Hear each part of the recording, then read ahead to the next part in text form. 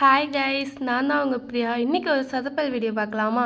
எப்பயும் போல் ஏதாச்சும் ஸ்நாக்ஸ் சாப்பிட்லான்னு கடலப்பருப்பு வடை செய்யலான்னு ஆசையாக இருந்தேன். நான் பண்ண பெரிய தப்பு என்ன தெரியுமா? கடலப்பருப்பை வேக வச்சது.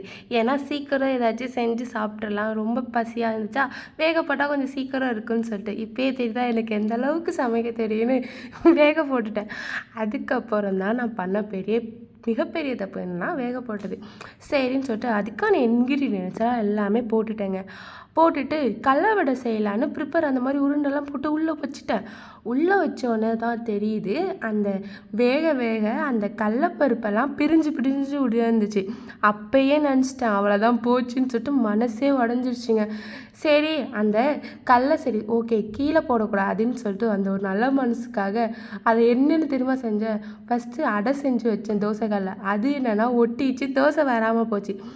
அதுக்கப்புறம் தோசை மாவில் கலந்து அந்த